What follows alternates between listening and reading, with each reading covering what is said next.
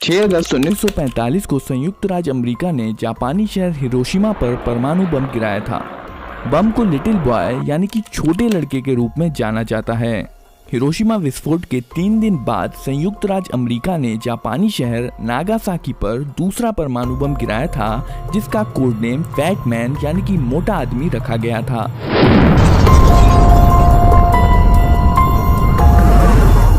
Hiroshima बम little boy में 15 kiloton विस्फोट करने के लिए 64 किलोग्राम समृद्ध यूरेनियम का इस्तेमाल किया गया था।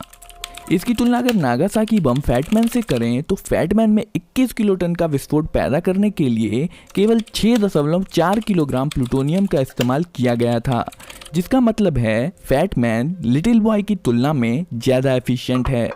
फैटमैन का निर्माण वैज्ञानिकों और इंजीनियरों ने मैनहट्टन प्रोजेक्ट के दौरान लॉस एलमोस प्रयोगशाला में किया था। मैनहट्टन प्रोजेक्ट के दौरान Robert Oppenheimer loss Alamos laboratory का निर्देशक था। उसे अक्सर परमाणु बम के पिता के रूप में जाना जाता है। बम की लंबाई 128 इंच की थी और इसका डायमीटर 60 इंच का था और इसका वजन लगभग 4.5 टन का था। इसके साइज का अंदाजा लगाने के लिए यहाँ पर एक आदमी को खड़ा किया गया है। आइए अब हम फैटमैन के अंदर के हिस्सों को करीब से देखते हैं। फैटमैन एक प्लूटोनियम स्फीयर द्वारा संचालित था, जो कि एक सॉकर बॉल के आकार जैसा होता है। इस गोले का वजन मात्र 6.4 किलोग्राम था, लेकिन यही स्फीयर भयानक विस्फोट के लिए जिम्मेदार था। प्लूटोनियम के अंश प्राकृतिक रूप से पाए जाने वाले यूरेनियम की खदानों में पाए जाते हैं। प्लूटोनियम एक रेडियो एक्टिव मेटेलिक एलिमेंट है, जिसकी खोज 1940 में हुई थी। प्लूटोनियम स्फीयर विस्फोटक पदार्थों से घिरा हुआ रहता है। ये विस्फोटक लेंसेज हैं। यह एक विशेष आकार का चार्ज है जो 60% RDX और 40% TNT से मिलकर बना है। बम में 32 ब्रिज वायर डिटोनेटर्स लगे होते हैं, जिन्हें एक्सप्लोसिव लेंसों पर लगाया जाता है। बम के एक तरफ 24 वोल्ट की बैटरी लगी होती है, जो फ्यूजिंग सिस्टम से जुड़ी होती है। 9 अगस्त 1945 सुबह के समय बोइंग B-29 सबर्ट फोर्ट्रेस ने फैटमैन के साथ टिनयान से टेक ऑफ किया। असल में पहले बॉम्ब गिराने का टारगेट जापान का कोकुरा शहर था, पर जब 7 घंटे उड़ान भरने के बाद जहाज टारगेट शहर के ऊपर आया, तब घने बादल और धुएं के कारण बॉम्बर्स कोकुरा शहर पर बम नहीं गिरा पाए और इसलिए उन्होंने अपना टारगेट बदलकर नागासाकी कर लिया। नागासाकी एक बंदरगाह शहर था, जो वर्तमान शहर से लगभग 170 किलोमीटर की दूरी पर स्थित था। यह 2,63,000 लोगों की आबादी वाला एक बड़ा शहर था। लगभग 17,000 फीट की ऊंचाई से फैटमैन को नागासाकी पर गिरा दिया गया।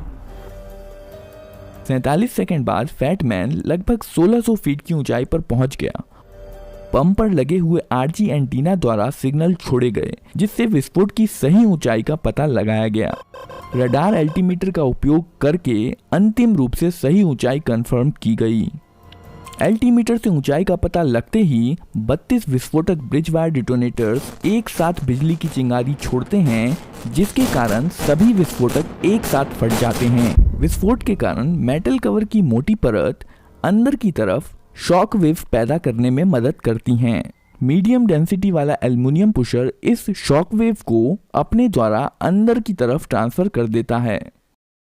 इसके बाद शॉक वेव एक बोरॉन से बने प्लास्टिक सेल से गुजरती है और अंदर के कंपोनेंट्स को कंप्रेस करती है। इसके बाद shock wave natural uranium tamper से पास होकर प्लूटोनियम स्फीयर को कंप्रेस करती है। प्लूटोनियम स्फीयर के बीच में 2 एलिमेंट्स पोलोनियम और बेरिलियम कंप्रेस हो जाते हैं और इस कंप्रेशन के कारण दोनों एलिमेंट्स आपस में मिल जाते हैं, जिसके कारण न्यूट्रॉन का एक विस्फोट हो जाता है। इसके लगभग 10 मिलीसेकंड बाद न्यूक्लियर चेन रिएक्शन शुरू हो जाता है। चेन रिएक्शन में न्यूट्रॉन प्लूटोनियम के एक एटम से टकराता है और प्लूटोनियम का एक एटम 2 में विभाजित हो जाता है। इस प्रक्रिया में 2 न्यूट्रॉन निकलते हैं और साथ ही साथ एनर्जी भी रिलीज होती है। ये दोनों न्यूट्रॉन फिर 2 प्लूटोनियम एटम से टकराते हैं, जिसमें 4 न्यूट्रॉन निकलते हैं और इस प्रकार चेन रिएक्शन शुरू हो जाती है। चेन रिएक्शन के कारण अचानक से बहुत ज्यादा मात्रा में एनर्जी रिलीज होती है और बम फट जाता है। बम को अगर जमीन पर फोड़ा जाता तो इसकी काफी एनर्जी धरती में चली जाती और इसका असर अपेक्षाकृत छोटे इलाके तक सीमित रह जाता। इसलिए फैटमैन को जमीन से लगभग 1600 फीट ऊपर हवा में फोड़ा गया ताकि ज्यादा से ज्यादा इलाके को तबाह किया जा सके। इस बम धमाके में लगभग 40,000 लोग मारे गए और जहां पर बम विस्फोट हुआ था उसके 8 स्क्वायर किलोमीटर के भीतर लगभग हर इमारत नष्ट हो गई। बम फटने के स्थान के पास खड़े लोग तुरंत ही भाप बनकर हवा में मिल गए। क्षति मुख्यतः 3 कारणों से हुई। पहला विस्फोट, दूसरा आग और तीसरा रेडिएशन। परमाणु बम से होने वाला विस्फोट एक्सरे द्वारा गर्म की हुई हवा के कारण हुआ, जिसे फायरबॉल कहा जाता है। फायरबॉल एक बेहद गर्म और अत्यधिक चमकदार विशाल हवा और गैस का गोला था जिसने शुरुआत में ध्वनि की गति से भी ज्यादा स्पीड से सभी दिशाओं में शॉक वेव पैदा कर दी थी। इस आग के तूफान ने लगभग 3.2 किलोमीटर के रेडियस को प्रभावित किया था। इस विस्फोट के परिणाम स्वरूप 3 तरह के रेडिएशन निकले थे, अल्फा, बीटा और गामा। अल्फा रेडिएशन ज्यादा नुकसान नहीं पहुंचाती है और हेलमेट और सुरक्षा कपड़े पहनकर इसके प्रभाव से बचा जा सकता है। बीटा पार्टिकल इससे ज्यादा खतरनाक होते हैं और त्वचा को छेद कर नुकसान जैसे कि त्वचा में जलन पहुंचाने में सक्षम होते हैं। पर सबसे ज्यादा खतरनाक जो रेडिएशन होता है वो है गामा रेडिएशन, क्योंकि इसकी भेदने की क्षमता काफी ज्यादा होती है और यह मानव शरीर को पूरी तरह से भेद सकती है, जिसके कारण लंबे समय तक रहने वाले रोग हो सकते हैं जैसे कि कैंसर और हृदय रोग। बस इतना ही नहीं, गामा रेडिएशन जीन में बदलाव करके वंशानुगत दोष भी पैदा कर सकता है। दोस्तों, अगर आपको लगता है कि 1945 में नागासाकी और हिरोशिमा पर होने वाले परमाणु हमले अत्यधिक विनाशकारी थे, तो बस आप इतना जान लीजिए कि आज के ज़माने के जो परमाणु बम हैं उसके सामने नागासाकी और हिरोशिमा पर फोड़े जाने वाले परमाणु बम दिवाली में फोड़े जाने वाले पटाखों के समान हैं। हिरोशिमा और नागासाकी को मिलाकर जितना बड़ा विस्फोट हुआ था उसकी तुलना में रशिया का अकेला टेसार बम 1400 गुना ज्यादा धमाका कर सकता है। दोस्तों, ये वीडियो आपको कैसी लगी कमेंट करके जरूर बताइए और वीडियो को लाइक, चैनल को सब्सक्राइब जरूर कर दीजिए।